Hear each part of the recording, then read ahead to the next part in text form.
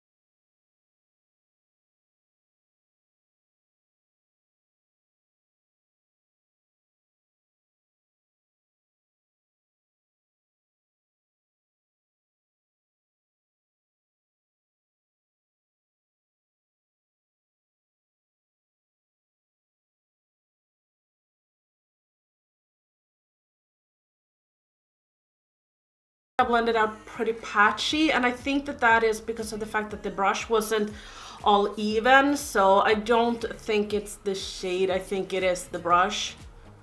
But I love watching movies where you don't have to focus. I love to watch movies where I can do something else at the same time, like for instance write in my bullet journal or plan out a movie or edit a thumbnail or fix the description box. Like that is something that I absolutely love. I hate watching movies where I have to like really focus. I don't like that at all. Like, you know, a series, I can't do that. I can't spend that much time on that. So the next shade I want to go in with is the shade Funky, which is this really bright pink one. I just can't help myself. It's so pretty. I love a hot pink, so I'm just gonna tap that off, and then I'm just going to see, maybe this is a little bit too dark. I did just wipe a little bit off my arm, so if it looks very unpigmented, that is why. You know what? I don't actually mind. I think I am going to put this right here.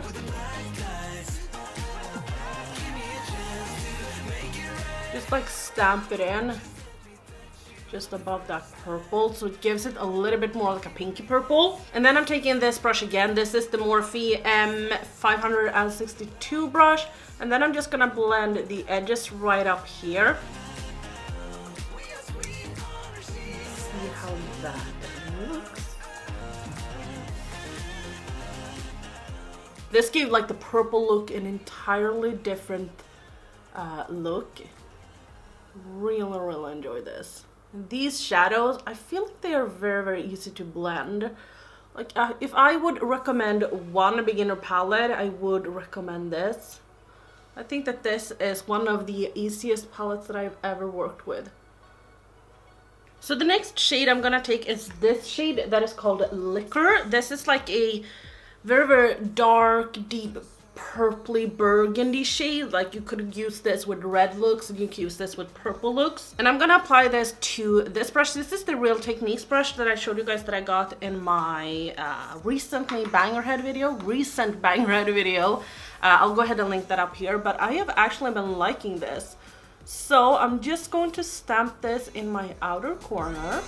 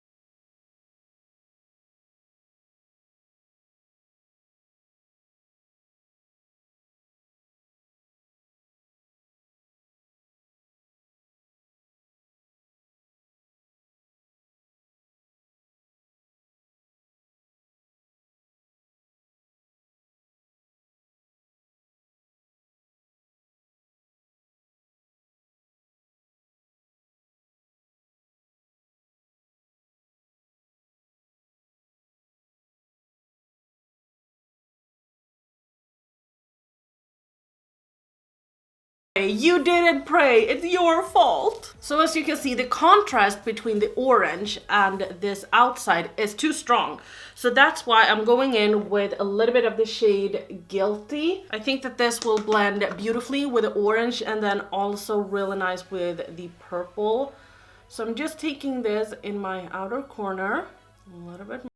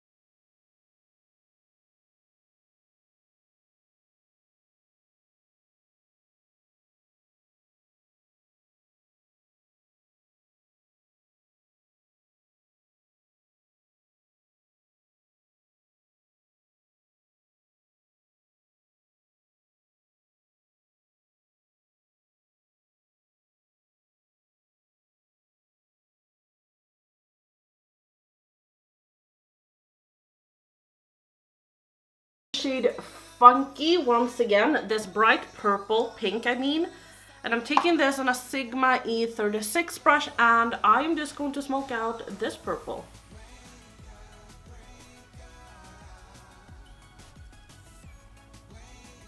So I'll do the same thing on this side, throw on some lashes, eyeliner, and the rest of my face, and then I will be right back. So this is the finished look with lashes and everything, and I didn't do an eyeliner. I did just take an eyeliner closest to my lash line to cover up the band of the lashes, but I didn't do like a wing or anything like that. I also used the Linda Hallberg Mood Crayon in the yellow shade that is called, I don't remember what it's called actually, I can never remember the yellow. But I'll go ahead and link that in my description box, or have that as, that will be mentioned in my description box. And then I took a little bit of the Pixi Fairlight in my inner corner. I've been loving to do that lately. I just think it brings out such a pop. Let me just start talking a little bit more about the palette, because now I have used it 2 times. I am still a little bit iffy on the shimmers. Now, the shimmers I think they're cute, but they're not my favorite. Like, I prefer the foiled ones, but they are good, but they're not my favorite. The shadows do contain a little bit of fallout, so if that is something that bothers you, then stay away from this one. Like, my overall thoughts is that this palette, I can understand why so many people likes it, because it's so easy to work with. It's very easy to blend out the shadows. Now, the purples might be a little bit iffier or a little bit trickier, but I do think that they are very, very easy to blend out. The one thing I have a complaint on is that now I don't have autofocus, that's why I need a new camera. But if you were to sit right here, you could see that in this orange it is a little bit of a dent, and I have only used this like on my lid, and usually that is the case with oranges and yellows, but I still wanted to mention it because if you know that you are going to use this, you might go through the orange and the yellow quite quick. So I have to say that today I have had a much better experience with this palette than my first impression. Now, I do want to say that my first impression, I didn't think that this palette was bad. I'll go ahead and link that up here, but I just didn't get the hype. I was a little bit iffy on it, like this purple didn't blend out, so I don't really know how well it will build on other shades, but today I thought that I could build, and I thought that everything went really smoothly and everything was so easy to blend. So it is a little bit of a pricier palette. No, I actually, you know what? I don't think that it is. I think that this is like a normal price on a palette, especially for someone that lives in Sweden. Now, how it is in the US and the UK and other countries, I can't speak on that, but this is cheaper than in Anastasia palette, it's cheaper than in Urban Decay palette, it's cheaper than a Too Faced palette. This is sort of like the same price that I paid for my Nabla. This was a little bit more affordable. So no, this was a little bit more expensive, I mean. I can't wait to play a little bit more with this one. But that was all from me today. I do hope that you enjoyed today's video. If you did, leave me a like. Don't forget to vote on which palette you want to see next. Don't forget that you are free to thumbs the video down in case you didn't like this video. And don't forget to subscribe in case you haven't. And I will see you guys tomorrow. Bye.